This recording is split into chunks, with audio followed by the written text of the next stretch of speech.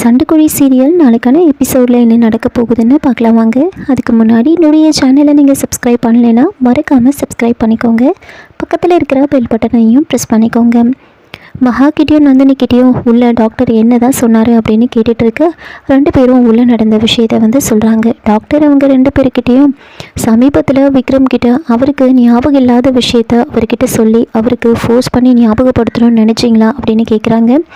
அப்படிலாம் எதுவும் நடக்கலை அப்படின்னு சொல்கிறாங்க. சரி, அவர் பார்க்கக்கூடாதவங்க யாராவது பார்த்தாரா அப்படின்னு கேட்ட உடனே மகா அமைதியாக இருக்காங்க. அப்போ நந்தினி, ஆமாம், டாக்டரோட பேச்சை மீறி அவன் ஒருத்தவங்களை பார்த்தான் அப்படின்னு சொல்கிறாங்க. அப்போது அதுதான் இவரோட மயக்கத்துக்கு காரணம்னு சொன்னதுமே நந்தினி நான் அப்போவே நினச்சேன், நான் அப்போவே வேண்டான்னு சொன்னேன், யாரும் கேட்கல, இப்போது விக்ரமோட உயிருக்கே ஆபத்தாயிடுச்சு அப்படின்லாம் டென்ஷனாக பேசுகிறாங்க. அப்போது டாக்டர் ஏன் நீங்கள் எவ்வளோ பதட்டமாகறீங்க, நான் இந்த மயக்கத்துக்கு காரணம் அதுதான் சொன்னேனே தவிர விக்ரமோட உயிருக்கு ஆபத்துன்னு நான் சொல்லவே இல்லையே. விக்ரம் அந்த நபரை பார்த்தது அவர் நல்லதுக்கு தான் நடந்திருக்கு. அவருக்கு பழைய நினைவுகளை அது தூண்டி விட்டுருக்கு. இப்போது அவரோட பிரெயினில் இருக்கிற நியூரான்ஸ் எல்லாம் அவரோட பழைய நினைவுகளை மீட்டெடுக்க ட்ரை பண்ணிகிட்ருக்கு. அவருக்கு இதனால் நல்லது தான் நடந்திருக்கு.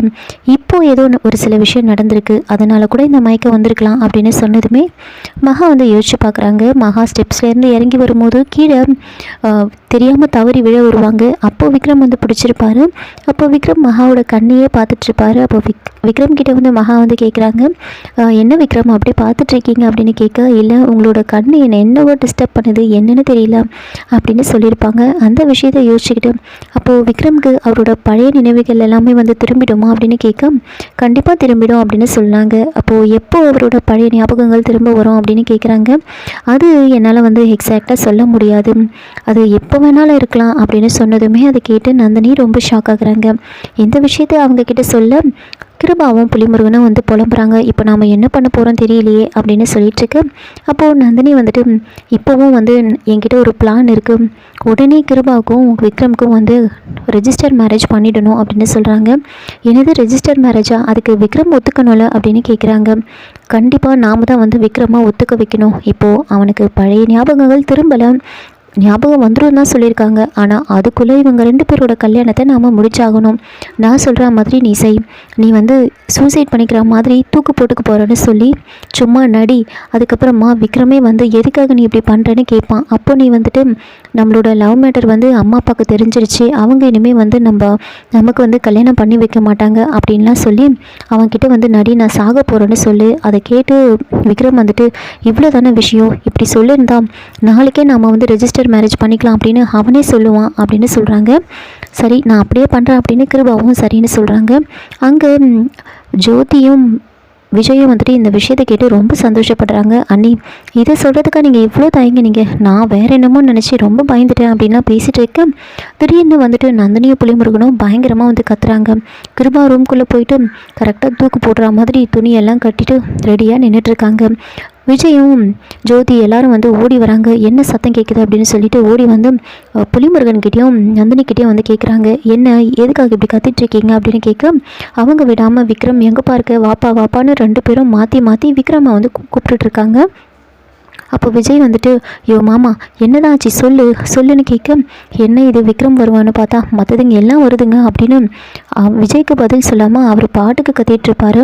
யோ மாமா, இப்போ நீ சொல்ல போறியா இல்லையா, உள்ளே என்ன தான் நடக்குது சொல்லுன்னு சொல்ல அவங்க எதுவுமே சொல்ல மாட்டாங்க. அப்போது விஜய் புலிமுருகனை பிடிச்சி பலார்னு அரைகிறாங்க. ஒழுங்காக இப்போ சொல்லு, என்ன நடக்குதுன்னு சொல்லு அப்படின்னு கேட்க, அப்போது நந்தினி சொல்கிறாங்க, டேய் மகா தூக்கு போட்டுக்கிறேன்னு சொல்லி உள்ளே போயிட்டு கதவை சாத்திக்கிட்டாடா அப்படின்னு சொல்கிறாங்க.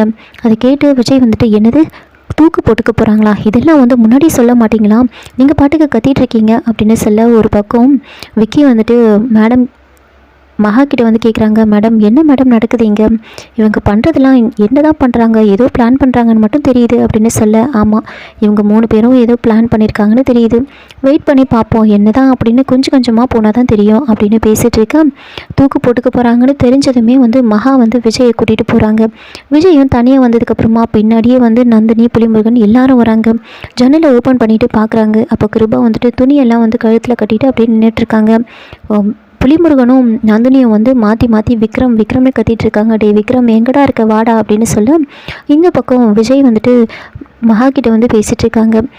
என்ன இதெல்லாம் பார்த்தா வந்து இவ உண்மையாலே தற்கொலை பண்ணிக்கிற மாதிரியே இருக்கா அப்படின்னு மகா சொல்கிறாங்க.